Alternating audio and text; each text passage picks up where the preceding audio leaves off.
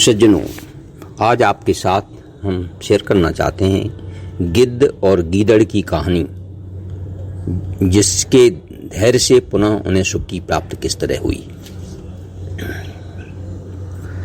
ये जो कहानी है ये महाभारत शांति पर्व में आई हुई है। उसी का वर्णन हम आपके साथ शेयर कर रहे हैं।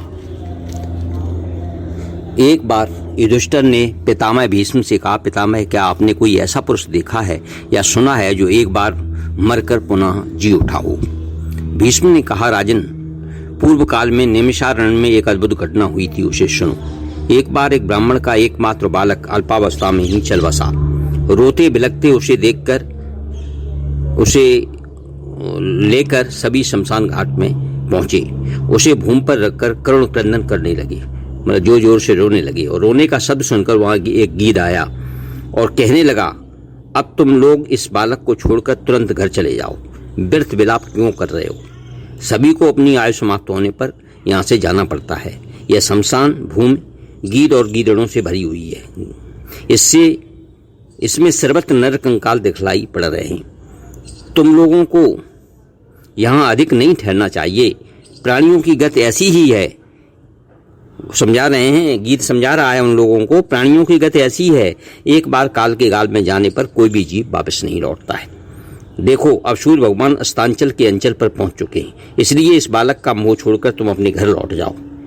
उस गीत की बातें सुनकर वे लोग उस बालक को पृथ्वी पर रखकर रोते बिलखते चलने लगे। इतने में ही एक काले रंग का गीदड़ अपनी मांद में से निकला।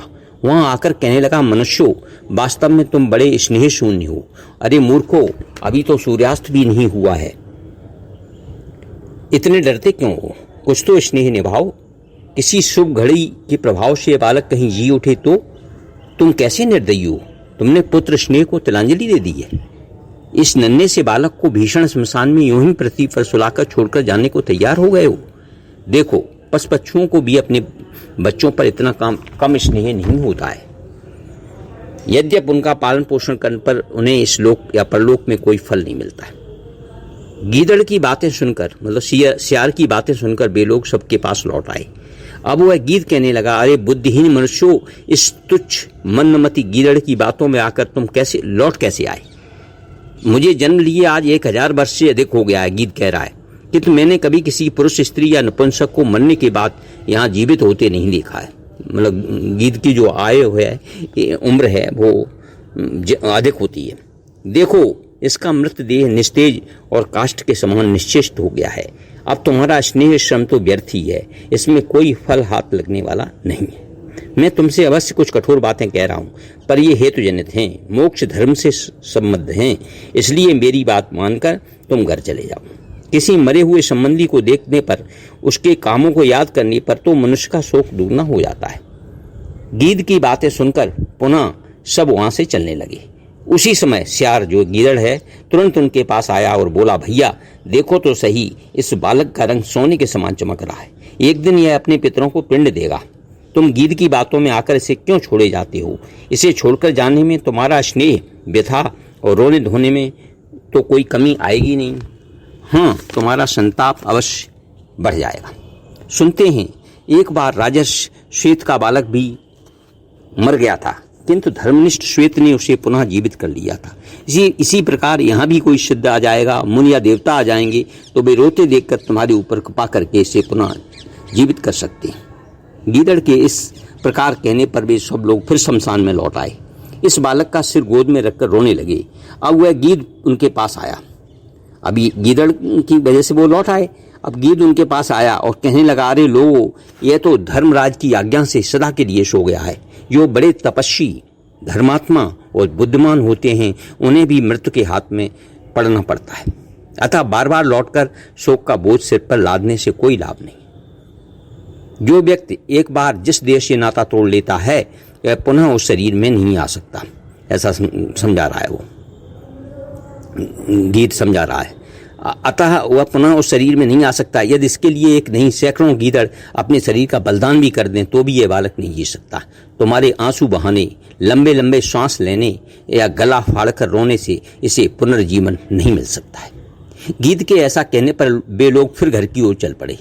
उसी समय गीदड़ फिर आ गया, फिर बोल उठा, अरे तुम्हें धिक्कार है, तुम इस गीद की बातों में आकर मूर्खों की तरह पुत्र स्नेह को तिलांजलि देकर कैसे जा रहे हो? यह गीद तो महापापी है। मैं सच कहता हूँ, मुझे अपने मन से तो यह बालक जीवित ही जान पड़ता है। देखो, तुम्हारी सुख की घड़ी समीप है, निश्चय रखो तुम्हें अवश्य सुख मिलेगा। ऐसा गीदड़ यानी श्यार कह रहा है। इस प्रकार गीद और गीदड़ दोनों उन्हें बार बार अपनी अपनी कहकर समझाते थे। राजा युधिष्ठिर से कह रहे हैं, राजन भीष्म कह रहे हैं, वे गीद और गीदड़ दोनों ही भूखे थे। वो ऐसा क्यों कर रहे थे कि वो दोनों ही भूखे थे। वे दोनों ही अपना अपना काम बनाने पर तुले हुए थे। गीद को बहता कि रात हो जाने पर मुझे घोंसले में जाना पड़ेगा और इसका मांस जो श्यार है वो खा जाएगा, मतलब गीदड़ खा जाएगा। इधर गीदड़ सोचता था कि एक के दिन में गीद बाधक होगा, यह इसे लेकर उड़ जाएगा। इसलिए गीद तो यह कहता था कि अब सूर्यास्त हो गया है, गीदड़ कहता था अब यह अस्त नहीं हुआ है। दोनों ही ज्ञान की बातें बनाने में कुशल थे, इसलिए उनकी बातों में आकर वे कभी घर की ओर चलते और कभी रुक जाते थे। वे लोग धूर्त गीद और गीदड़ ने अपना काम बनाने के लिए उन्हें चक्कर में डाल रखा था। वे शोक बस रोते हुए वहीं खड़े रहे। इतने में ही भगवान का स्मरण करने लगे। इतने में ही श्री पार्वती जी की प्रेरणा से वहां भगवान शंकर प्रकट हो गए। उन्होंने उनसे वर मांगने को कहा। तब सभी लोग अत्यंत विनीत भाव से दुखित होकर बोले, भगवान, इस एकमात्र पुत्र के वियोग से हम बड़े दुखी हैं, अतः आप इसे पुनः जीवन दान देकर हमें मरने से बचाइए। उनकी प्रार्थना से प्रसन्न होकर भगवान ने उस बालक को पुनः जला दिया, जिंदा कर दिया, जीवित कर दिया। उसे 100 वर्ष की आयु दी। भगवान ने कृपा कर उस गीदड़ तक गीद को भूख मिट जाने का वर दिया। वर पाकर सभी ने पुनः पुनः प्रभु को प्रणाम किया और कृतकृत्य होकर नगर की ओर चल पड़े। राजन, यदि कोई दृढ़ निश्चयी व्यक्ति, इससे क्या सीख मिलती है? भीष्म पितामह कह रहे हैं उनसे, राजा युधिष्ठिर से, कि राजन, यदि कोई दृढ़ निश्चयी व्यक्ति धैर्यपूर्वक किसी कार्य के पीछे लगा रहे और उससे ऊबे नहीं, तो भगवत कृपा से उसे सफलता मिल सकती है। ऐसा जो ये प्रसंग है जो महाभारत शांति पर्व में आया है। ओम श्री परमात्मे नमः इति। अगर आपको हमारा ये वीडियो पसंद आए तो कृपया इसे लाइक करें, शेयर करें और सब्सक्राइब करें, जिससे ये ज्ञान सबको प्राप्त हो कि धैर्य से पुनः सुख की प्राप्ति की जा सकती है, जैसे ये गीद गीदड़ की कहानी में आया हुआ है। धन्यवाद।